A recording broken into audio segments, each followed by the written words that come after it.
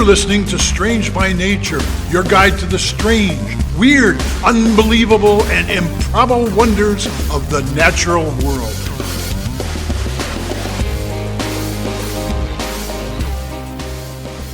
Hello everyone, thanks for being here today. I am Kirk Mona and I am joined today by Rachel Ginza and Victoria Thompson. We are all professional naturalists who together have scoured the world for weird and wonderful wonders just to please your mammalian brain's desire for novelty. Isn't that nice? Let's do this. Hey everybody, welcome back. Here we are. Hey. It's good to see you. Good to be here. We are without Rachel this week, sadly. Yep. Couldn't make it. You're just stuck with the two of us. Mm-hmm. But that's great. It's going to be fun. Yep. We've got some really fun stories. We have some great stories for you this week. And you know what? Want to say hello to all of our new listeners. Now, we have a lot of people who joined on in the last few weeks here. So if you're new to the show, welcome and thank you. And we're excited to have you here. Yeah, thanks for coming along in the strange boat that is our podcast. It's true. The good ship, Strange by Nature. I am Victoria, starting us.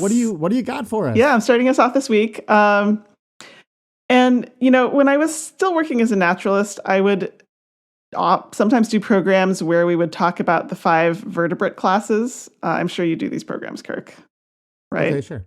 Yeah, mammals, birds, reptiles, amphibians, and fish.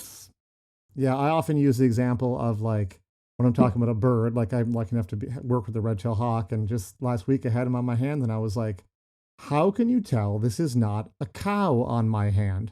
You know, so it's like we end up talking about classification quite a bit, even when we're not really talking about classification. Exactly. You know what I mean? And we talk about what makes each class unique. And Yeah. when we're talking about mammals, what I usually would say was that what makes mammals unique is that they have fur or hair and they nurse their young with milk, pretty much.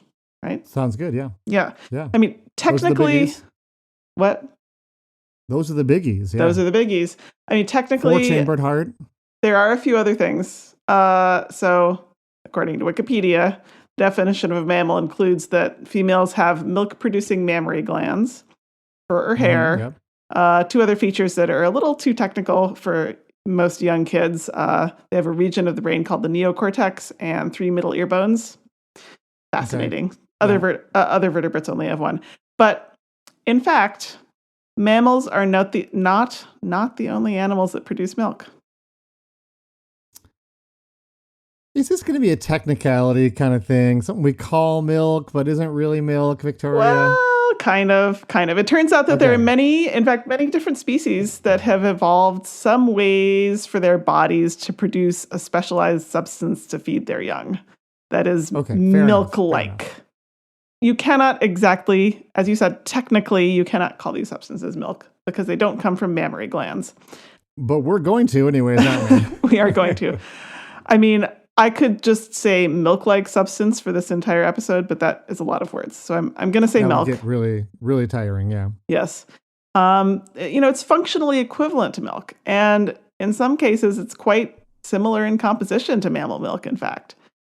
So the most well-known non-mammal that produces a milk-like substance, henceforth milk, is the pigeon. Okay, yep.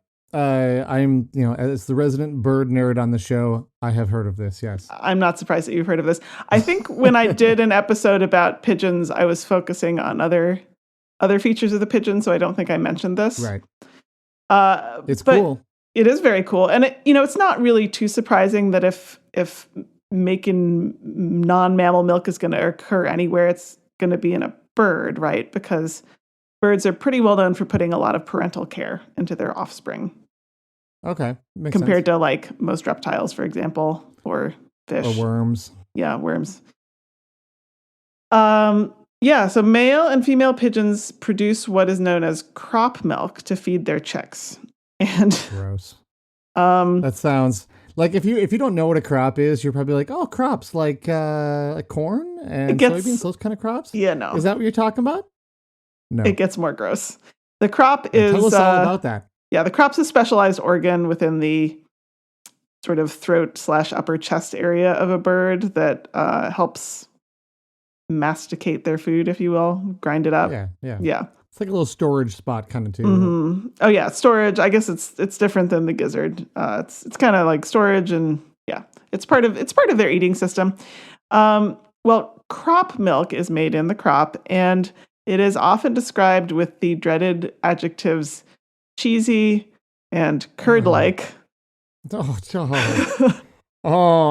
are two qualities I do not want in my milk. Although weirdly, like I love, cheese Actual and cheese cheese, curds. That's yeah. great. But like, if someone, I was picturing that milk jug being poured out and you get the little plump that comes out. Yeah. It's like, oh gosh, it's turned. I mean, they're also. I'm not gonna go there. There's some other things that are sometimes described as cheesy that are pretty gross. Let's just leave it at that. Toe jams. There you go. Okay. Yeah. Among other things. Yeah. Okay. Yeah. But Okay, crop moving on. milk is highly nutritious. It is similar to milk. It's about 60% protein, 35% fat, approximately 3% carbohydrates, and then there's various vitamins and minerals. And in fact, if you try to raise pigeon chicks, which are also known as squabs, if you try to raise them with a crop milk substitute with the same nutritional profile, they fail to thrive / die. Wow. Yeah. And there are actually a lot of antibodies in the crop milk. So similar to mammal milk, it's a source of probiotics and antibodies. So it's very important for their developing immune system as well. Now, maybe you're getting to this, but they're just like puking this into the baby's mouths, right? Oh, yeah. This is, lovely. And so it's do you want to know what it's made of? I mean, you just told us the very basic stuff, but I bet, yes and no. It's basically, Tell me.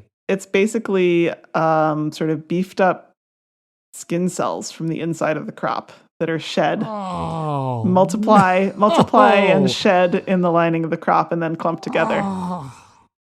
So it's like cheesy skin milk. Yes. Throat skin milk. With Gross. some I mean, here's the deal. When you really look at what mammal, mammary glands are basically modified sweat glands, aren't they? True. Like at their core. So like I've been accused in the past of saying that milk is just fatty sweat. And that's not strictly speaking, quite accurate, but Ew. that it's so again, it's depending on how you describe it, mammalian milk can sound pretty nasty too. It's true. Yeah. I mean, I think But there are a it's lot of so things like that. If delicious. you think about it too much, it gets gross. Like honey being bee vomit.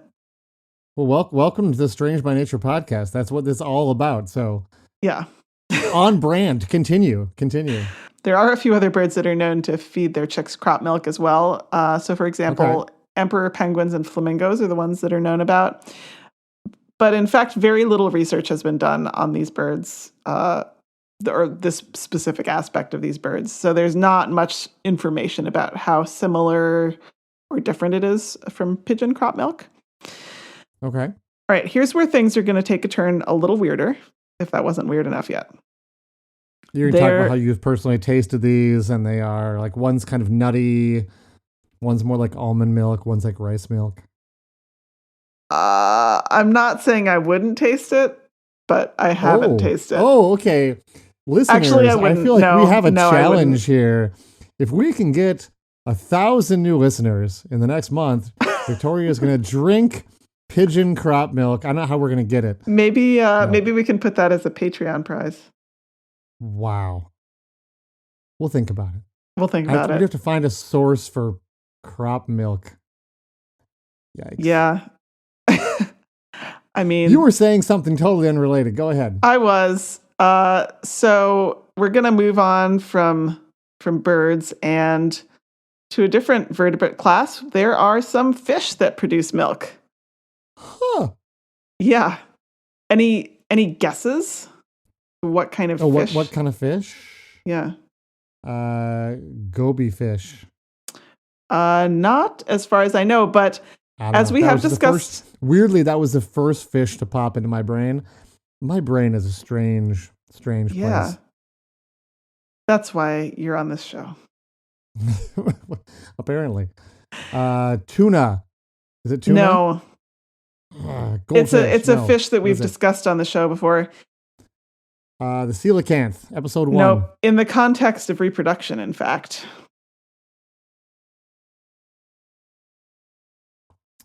I don't know. All I can think of is the cow mucus when you say reproduction. If you haven't heard that one yet, folks, go back and find that one. I don't know. What is it? Don't keep me in Sharks. suspense any Sharks longer. and rays. Sharks.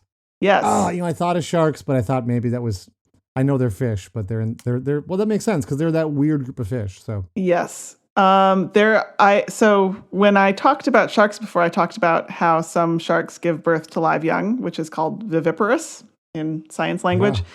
And the particular shark I was talking about in that episode, the mother gives birth to 2 baby sharks, or maybe more. I can't remember the details at this point, and one of them eats the others. But wonderful. yes, some species actually produce something called uterine milk instead of providing extra siblings for the baby sharks to snack on. I feel like that one's going to need some marketing. I know that uterine milk is going to sell real well at the grocery store. The name, it does need some milk. work. It needs. Yeah, we'll talk to the marketing folks on that one. But what is it? Well, there's a science name for it, actually. It's called histotroph, but I don't think that helps at all. That's not any better. No. It is secreted in the uterus. Some species, it's a specialized mucus. Tasty. And in others, white, I guess, right? Yeah, I suppose. In others, the uterine lining cells secrete a very lipid-rich liquid.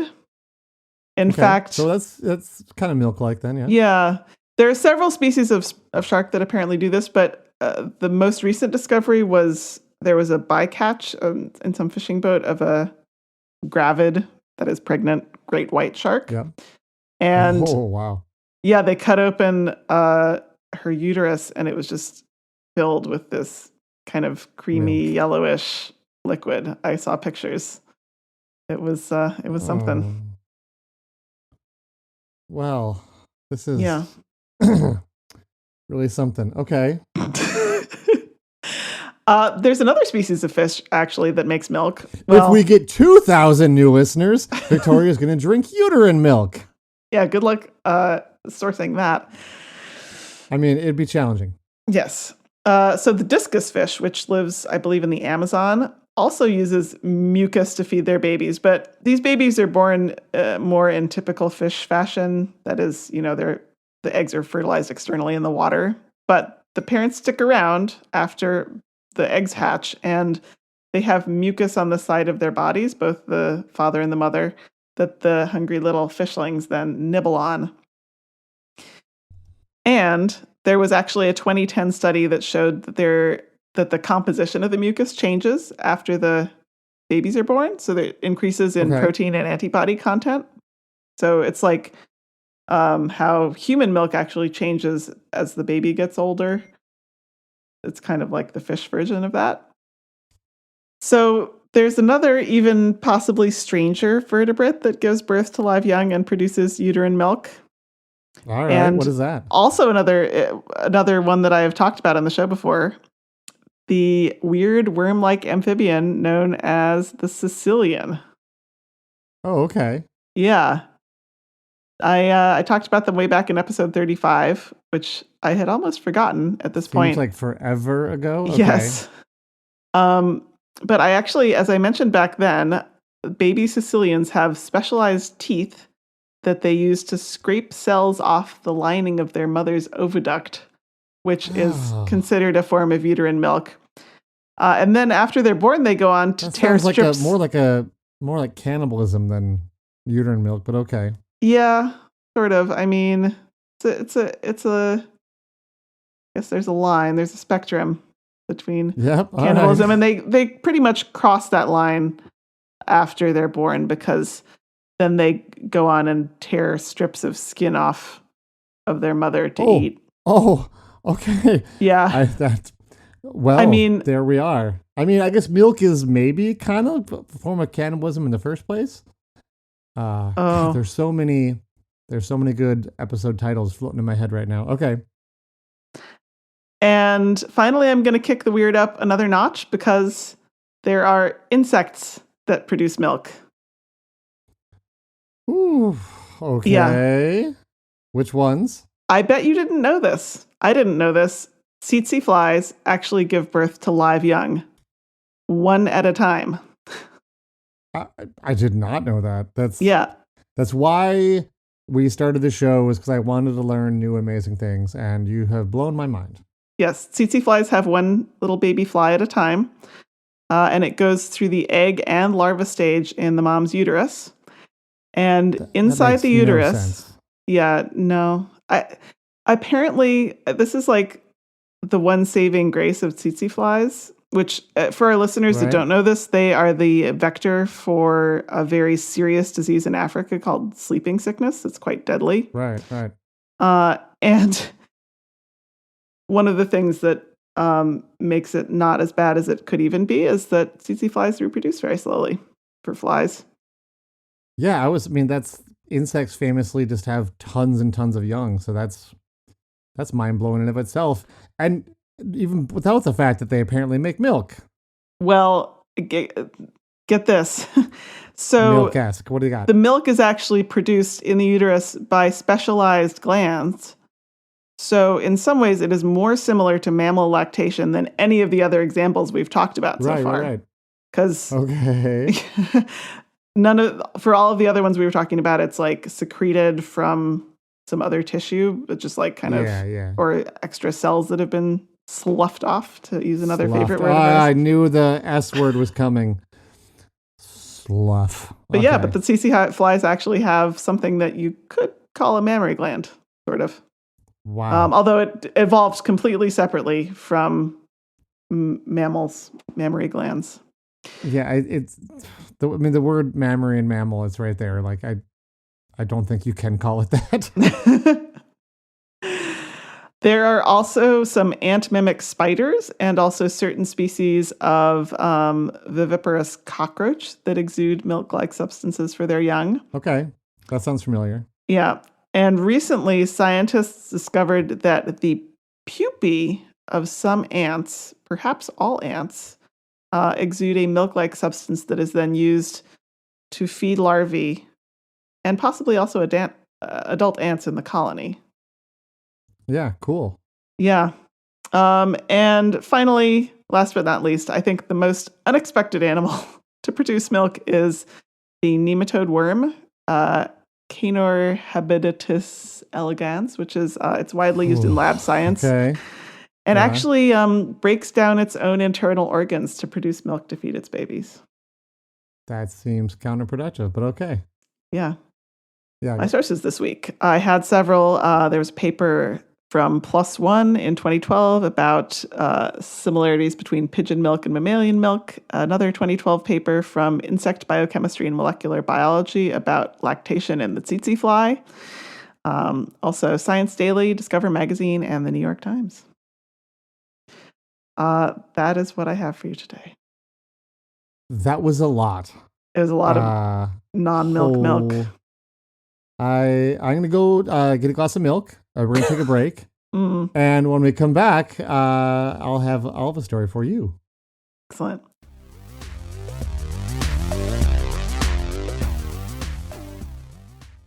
Strange by Nature podcast is brought to you by listeners like you who have joined the Society of Strange, our membership group on over at patreon.com/strangebynature. Society of Strange members can join at one of 3 different membership levels and help support the show and also get some fun stuff like water bottle stickers or access to super secret content.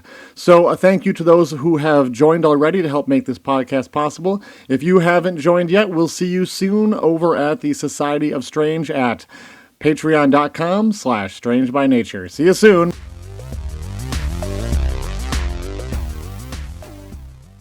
Okay, welcome back, everybody.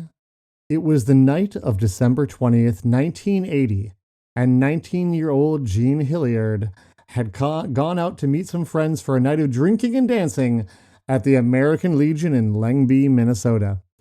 It was around midnight and time to drive home, so Jean got back into her dad's giant land yacht of a car, a Ford LTD, and headed out onto the snow-covered roads. Just south of Lengby, she decided to take a shortcut on this dirt road. It was icy. This was about 30 years before anti-lock brakes became required in the U.S., and anyone who drives in snow will appreciate this point. The car was rear-wheel drive. Oh, dear. So with all that, it is no wonder that she ended up where? In a ditch. Yeah. Yeah. Now, Jean knew this area well. She had a friend who lived just down the road. In fact, she had literally just been hanging out with Wally Nelson that night at the Legion as she was dating his best friend, Paul. This was rural Minnesota, so no one was just going to happen upon her car in the ditch in the middle of the night. Again, because it was about midnight. And her only choice was to try to walk to her friend's house. Crunching through the snow in her cowboy boots, Jean faced a tough hike. It was 20 below that night. Ooh, now, that's a mite chilly. I know, Victoria, you and I have both faced 20 below weather, but a lot of our listeners probably haven't. They're not from the part of the world we are from. When we say 20 below, just to be clear, we don't mean 20 degrees below freezing. We mean 20 degrees below zero. So on the Fahrenheit scale, that's actually 52 degrees below freezing. We're hardy folk here in Minnesota where this podcast is recorded, but 20 below is unpleasant unless you are in the absolute best winter gear and are fully prepared. The air absolutely stings any exposed skin. It's notably cold even for here. Your notably cold. Breath freezes on your nostril hairs. Your eyelashes start to stick together. Yeah, you can get not just like, I'm a little chilly. You can get damaging, blistering frostbite in about 30 minutes. Now, to be clear, I've absolutely gone out and played outside at that temperature. I think I've maybe even taught kids outside at that temperature once in a while. Well, it helps a lot if it's sunny. Yeah. It's not midnight, when you're doing that. And, I certainly am not wearing cowboy boots when I do that. I think she had like a winter coat on too. She's coming from the bar, so she wasn't dressed for a long midnight winter hike at 52 degrees below the freezing point of water, which coincidentally, we are mostly made out of water. So it was cold, but she just needed to make it to her friend Wally's house. If she could make it to Wally's house, everything would be fine. She was half right, it turns out. Wally's house was further than she remembered. It was nighttime. Things always seem closer when you're driving. Hill after hill, Wally's house failed to appear. And finally, after hiking for some time, she saw it in the distance, a lit house through the trees. Her body was getting colder and colder, and she didn't realize it, but she was falling into hypothermia. This doesn't sound like it's going to end well, Kirk. Seeing the house in the distance is the last thing she remembers. So there's a giveaway that she's alive, in case you're okay. She made it to the yard of the house. She either tripped on something or just sort of fell and started crawling toward the warmth and safety. And she almost made it before collapsing into the snow in Wally's front yard and losing all consciousness. Yikes. Now, as I said, being out in this kind of weather can be dangerous in as little as 30 minutes. Jean ended up being outside for 6 hours. Oh, no. She was found, in fact, the next morning by Wally when he happened to look out his window and see that there was something in his yard. Imagine his shock when he went outside and realized it was his friend Jean. Horrifying. He pulled her up onto his porch, and what he saw was shocking. Her eyes were frozen open, and she was as stiff as a board. She was unresponsive, but there were little bubbles coming out of her nose, apparently. He tried to load her into his truck, but she was so frozen and inflexible she would not fit in the cab because she was basically frozen in the position she had fallen. This sounds like an urban legend, Kirk. I know. This is totally legit, though. Now, with the help of a woman that he'd brought home that night, awkward. They loaded her into this woman's car that she actually fit into and drove her to the Foston Hospital. She was still alive when she got there, but her heart, get this, was only beating 12 times per minute. Now, what would normal be, Victoria? Those of you who don't know, Victoria is actually studying to become a nurse right now. Yeah. Tell us, Nurse Victoria, what's we normal? get concerned when your heart rate drops below 60. Normal is 60 to 100 beats per minute. So would you say 12 is slow? Yeah, 12 is very low. I mean, there are athletes that have a lower resting heart rate than 60. But not 12, right? Not 12, no. It'd be like 40 maybe, at the lowest. Now, so it's easy to assume that I'm exaggerating when I say that Jean was frozen. Sure, she was a little stiff, but frozen? Well, reportedly, doctors at the hospital couldn't even get a needle into her arm. They literally snapped or bent multiple needles trying to get them into the frozen meat of her arms. Oh, Kirk. Yeah, that was something. Did she keep any of her limbs? Well, it's funny you should mention that, because even if she survived, that was pretty much what the doctors were concerned, that they were going to have to amputate her limbs, because they're like, well, this is not going to work out, right? Her doctor was quoted as saying, quote, "The body was cold, completely solid, just like a piece of meat out of the deep freeze." Which is just so shocking. Speechless. It seems though that she was not truly completely frozen. While her limbs were frozen, her body core was about 88 degrees. So she was not a complete block of ice, but 88 degrees is, you are deep into hyperthermia. Oh yeah. At that point. I think I remember they say if your heart drops below like 85 degrees, it just straight up stops beating. It will no longer beat below that temperature. And if she was only beating 12 beats a minute, she was almost at that point.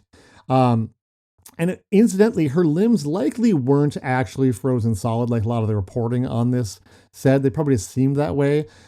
Years later, we now know that locked up rigid muscles are a known condition of severe hyperthermia. So to her, it's almost like rigor mortis. Her doctors at the time likely didn't really know that, because we didn't know as much about extreme hyperthermia. And so they seemed to be completely frozen, but it was really that the muscles had just completely seized up and were stiff. Wow. And her outer skin likely was, actually frozen. So doctors back in 1980 did the only thing they could. They surrounded her with heating pads and slowly thawed her out.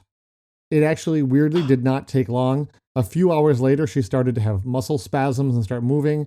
And by lunchtime, she had fully regained consciousness and was just chatting like a teenager, with the staff.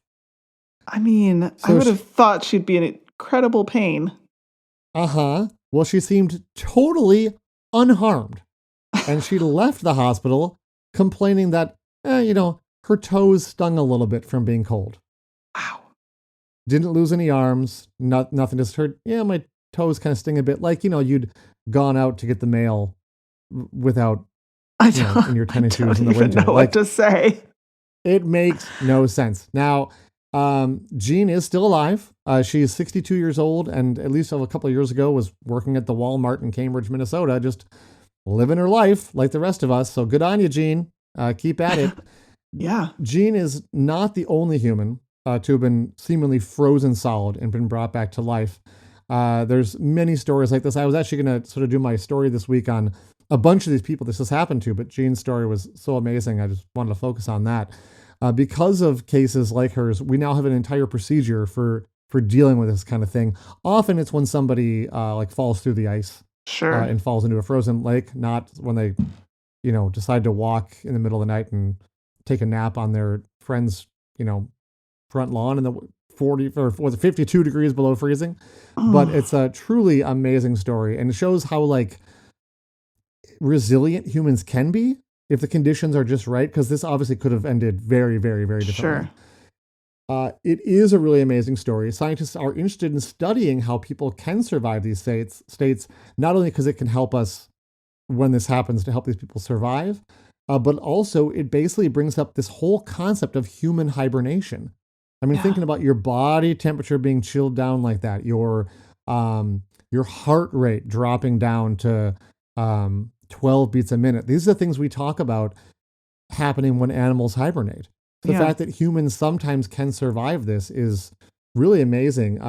Doctors are already looking at chilling techniques to save the lives of patients. There are some techniques that use this now where they purposely will chill someone down to save them. And NASA is also studying this sort of thing and human hibernation states for use in space travel. Because space travel, it turns out, is really, really, really bad for you and really bad for your muscles. And, astronauts are constantly losing muscle tone and losing bone mass and whatnot. Yes. But when you look at animals that hibernate, they don't.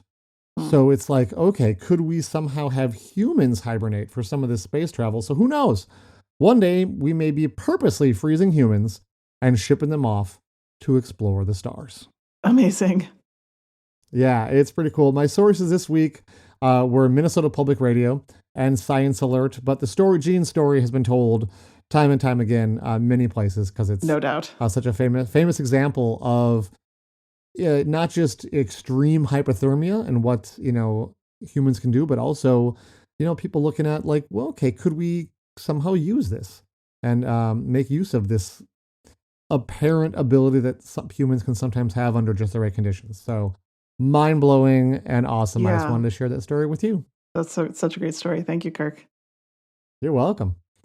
You have made it, folks, to the end. All that's left is to say thank you for tuning in, and we'll see everybody next week. Those of you who are new to the show may not know, but our 3rd year anniversary is coming up here. This is episode 106, episode 109. So just 3 more episodes to go will be our big end of the year spectacular for the show. And we got a special guest coming on. Oh, yes, we do. Someone who maybe helped us with this last time at the end of our last season, our last year. So we're looking forward. We'll be starting the 3rd year. And I hope you come along with us for the ride because it should be fun. It'd be worth tuning in for. All right, bye-bye. Bye-bye. Thanks, everyone, for listening to today's show. Be sure to subscribe. New episodes drop every Wednesday, and we love sharing this strange world with all of our listeners. If you would be so kind as to leave us a 5-star review, that would be great. It lets other lovers of the strange discover the show. You can reach out to us on social media by searching for Strange by Nature Podcast on Twitter, Facebook, and Instagram. You can send us an email as well. Our address is contact@strangebynaturepodcast.com. If you want more information about the show, you can also check out our website, which is strangebynaturepodcast.com. Until next week, get outside, stay curious, and embrace the strange. Hey friends, this podcast is powered by Podbean Podcast Hosting. Are you thinking about starting your own podcast? Or maybe looking for the best home for your podcast? Check out all the amazing features Podbean offers with unlimited bandwidth and storage for an affordable price. That's right, unlimited. Visit podbean.com/strange to check it out today and get a month free. It's podbean.com/strange.